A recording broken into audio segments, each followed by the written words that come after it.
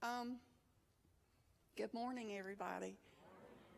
First of all, I'd really like to thank Pastor Rick for allowing me to share about the Rwanda Company ministry. I'd also like to thank Sadak and Vicky. When they came to Raleigh back in December to America for the first time, they gifted me with this traditional Rwandan dress. And I thought today was the perfect day for me to wear that. And I wanted to thank them for this beautiful gift.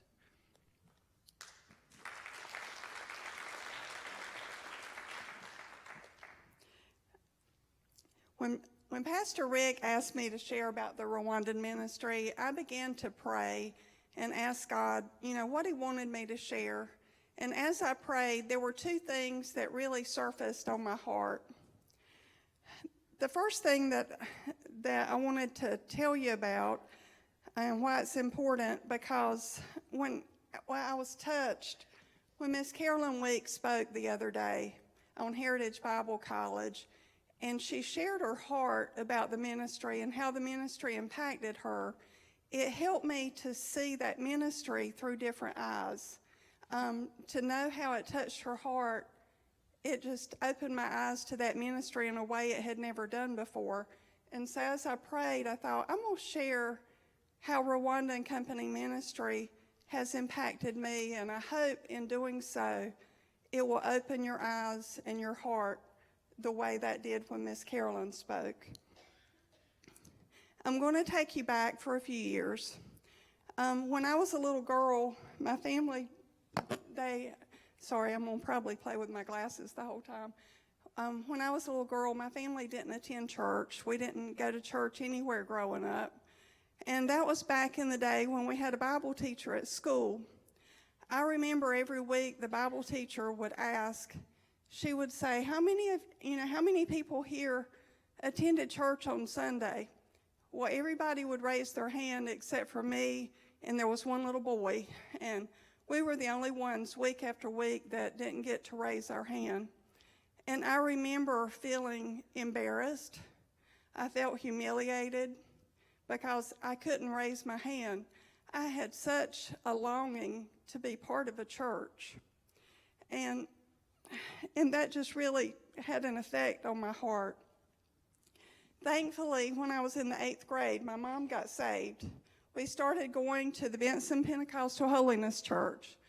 And that in itself was a miracle because my mom was raised devout Catholic schools, the whole 9 yards.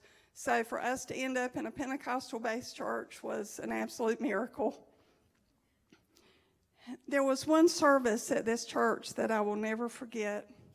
A missionary came and spoke. Now remember, I didn't grow up in church. I didn't know missionaries existed. I'd never heard of such a thing. I don't remember a lot about what was said at that service. What I remember is an overwhelming feeling that just took over my heart. I remember feeling like this was the greatest person I had ever seen in my life. I remember thinking this was the greatest job that anybody on the planet could ever have. The missionary had such an effect on my heart. When I was in high school and the guidance counselor asked me what I wanted to be when I graduated, I told him I wanted to be a missionary. Wednesday night, if you were here and you heard Pastor Rick talk about talking to the guidance counselor in high school, when he was sharing that, I felt like God was giving me a little God wink Wednesday night with that information. Well, I was very much typical teenage girl. I didn't know anything about Bible colleges. No one in my family had ever gone to college. I got married, had kids, worked local jobs, didn't give much thought about missionaries. It was, a thought way in the past. Shelton and I attended church. We raised our kids in church. We were always active with local ministry, but in my heart, I kept feeling like there was something more. I'm going to fast forward a little bit to 2009. In 2009, I had the opportunity to travel to Rwanda to be part of a medical mission team. Well, I jumped at the chance. See, I love to travel, and I love to help people, so that was a win-win for me. I went with no expectation of ever going back. You know, we go on mission trips, and in our culture, you go on a mission trip, you do your job, you come home, and that's the end of it. And that's how I went. I had no anticipation of ever going back. God had a different plan. No one on our team had any plans of starting a nonprofit. God had a different plan. No one on our team had any experience working in a nonprofit, running a nonprofit, doing anything like that. But you see, God He was our provider, our teacher, our leader. It was totally by His design.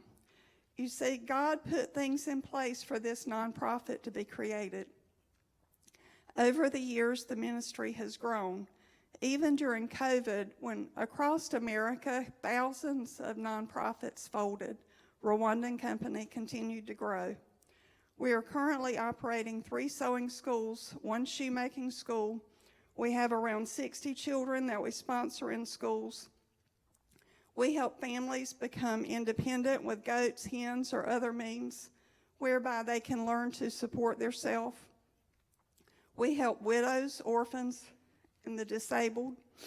We go where God leads, and we focus our help on the people that are placed before us. I am forever grateful that God has allowed me to be a small part of the work that He's doing. Almost every day of my life, I'm working in some way in this ministry. It has really opened my eyes, and it has changed my heart. We are looking at taking a small team to Rwanda at the end of October. Our primary focus on this trip is going to be pregnant women or new mothers. That's the second thing that God laid on my heart to share. We're putting together care packages. Items will be things like vitamins, clothes for the baby, small toy, cloth diapers, and posho.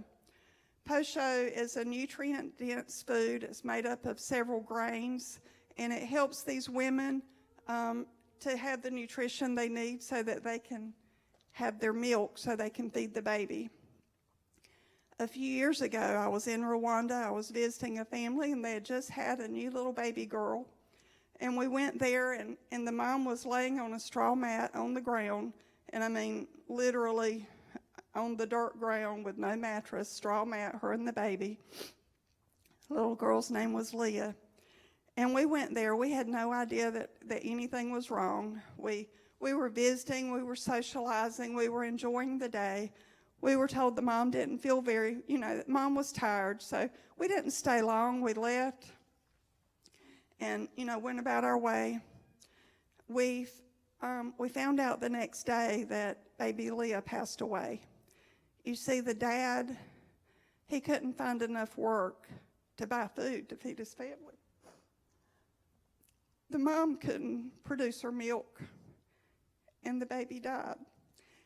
We had just been there, and we had no clue. It was a very hard lesson to learn. We were so busy socializing, we missed the need. We want to help as many of these women as we possibly can. Many women in the villages, they do not even have one outfit to put on their new baby. Old clothes are tied around the baby for a makeshift diaper. Mothers are made to feel shame if they cannot provide for the baby. We are estimating the cost of these care packages to be $45 per person. We're going to have a special ministry. We're going to have a special ministry with these women while we're there. I ask for your prayers as we continue to work. Each time we help someone, it opens the door for us to share the gospel. Over the years, we've had countless people give their hearts to Christ. We want to make heaven crowded. If God pricks your heart to give, I want you to know that it really does make a difference. I have a sheet of paper in the back. If you'd like to sign up to receive our newsletter, just put your name and your email address. There's also some brochures on the back table. We have a new website up and running. Tells a little bit more about the ministry. And if you ever have any questions and want to ask me directly, please feel free. Again, I'd really like to thank you all for allowing me to share my heart.